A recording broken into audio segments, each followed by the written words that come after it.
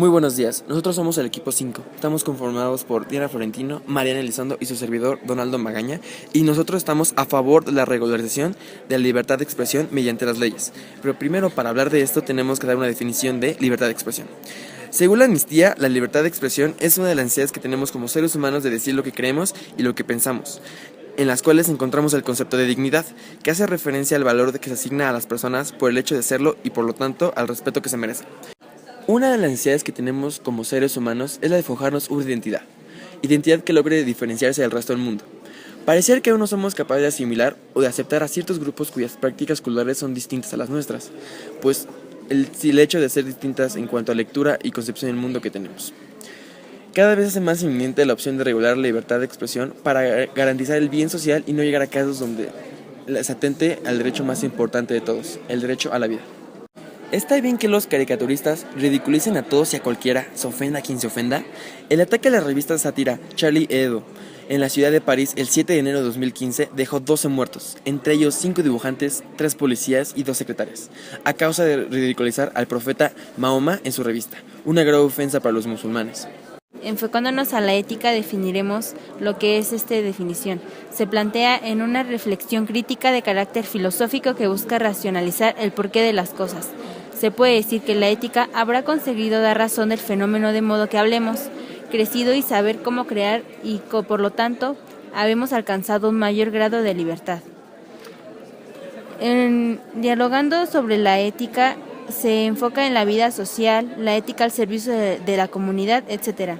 Por ejemplo, la ética al servicio de la comunidad construye un nuevo capital simbólico de justicia social y de justicia y equidad, con un gran respeto a la dignidad de cómo la gente describe a la gente. En una ética de la libertad, el camino de la libertad de expresión puede ser para hablar o escribir o expresar las cosas a través de un medio prudente siempre y cuando no ofenda a los colectivos sociales, sea en un tema religioso o no, o como al tema que nos referimos a Charlie Hebdo. Emitir nuestra opinión crítica sobre cualquier cosa implica cierta responsabilidad y por lo tanto debemos de hacernos responsables en los actos y en las... Más que nada en el ámbito de la religión, esta cultura no es tan respetada en el Medio Oriente como en Francia, y no hay que deber de mofarse de esas experiencias. En lo personal me parece un total absurdo afirmar que para dejar en constancia de la libertad de expresión es necesario mostrar una foto o una caricatura o un escrito que ofenda a terceros, y menos en cuestiones religiosas. No creo que alguien en su sano juicio piense que la libertad de expresión debe de estimularse a casa de los valores de las terceras personas, sociales o de los países. Es penoso para Francia que esta sociedad, como la inglesa y la estadounidense, se muestre con mayor cordura de respeto. Un informe de la Red Europea contra el Racismo dice que en el 2012 a 2013 en Francia se aumentó de un 47% la agresión contra los musulmanes.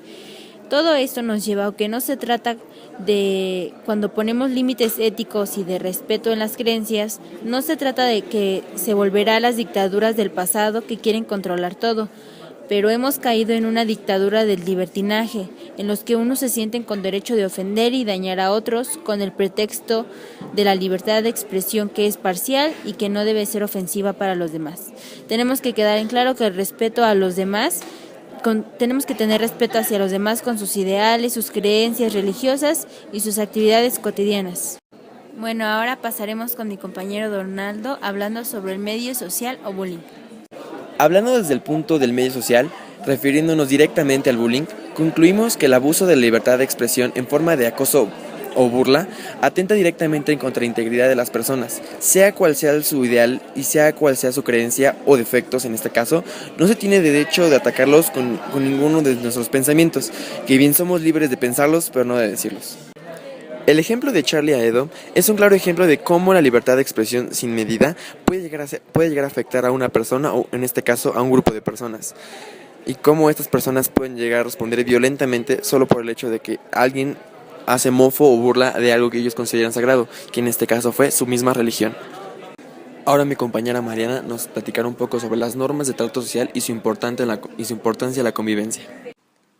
se debe regularizar la libertad de expresión porque somos seres sociales de entendimiento, según Swedenborg. Este famoso científico, teólogo y filósofo sueco nos dice que el hombre está solamente gracias a la voluntad y el entendimiento mediante los cuales se distingue de las bestias.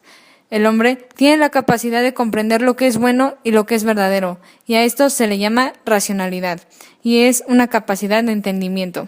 Todos tenemos derecho a la libertad de expresión, pero todo derecho conlleva una obligación.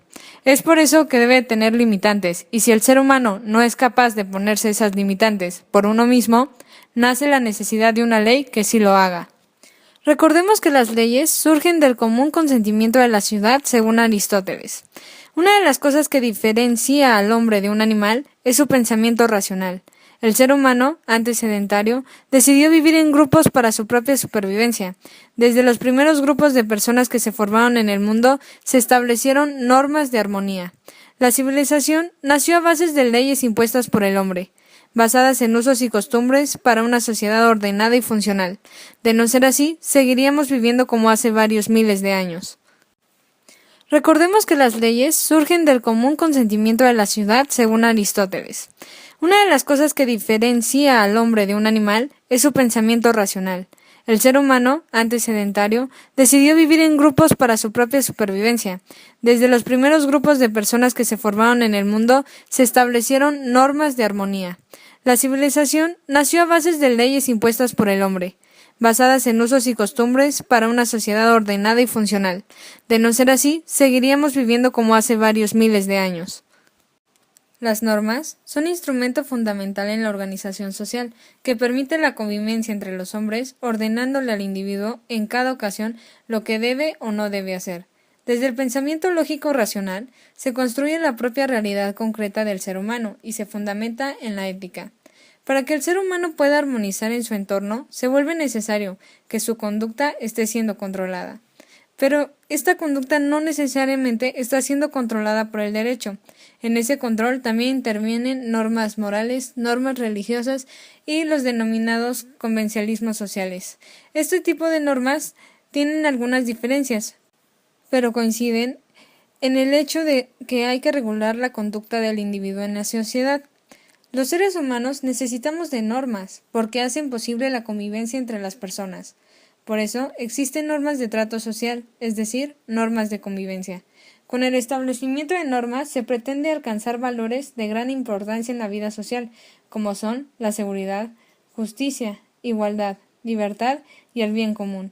Las normas protegen aquello que un grupo considera valioso, además, reflejan sus anhelos y preferencias colectivas. Por eso, se suele decir que detrás de las normas hay valores y aspiraciones de un grupo social o de la sociedad en general, según sea el caso. Decir que hay normas que regulan nuestros comportamientos significa que hay formas de actuar que los miembros de un grupo consideran preferibles a otras, por los beneficios que traen consigo. Las normas de convivencia son fundamentales por cuanto regulan la vida en sociedad y establecen pautas que permiten a cada quien conocer sus derechos y deberes dentro de la misma. En una sociedad sin leyes y pautas de comportamiento se impone el caos y la anarquía, impidiendo el crecimiento y desarrollo armónico de esa sociedad y la vida feliz y productiva de sus ciudadanos, pues nos ayudan a prevenir problemas o conflictos en la relación entre las personas. Por lo tanto, la importancia de regular la libertad de expresión se ha vuelto inminente en todo el mundo. Vivimos en una sociedad cada vez más escandalizada y de libre albedrío. Necesitamos normas y sanciones que nos digan cómo actuar como seres humanos y no perder el control sobre nosotros mismos. Gracias y que tengan un buen día.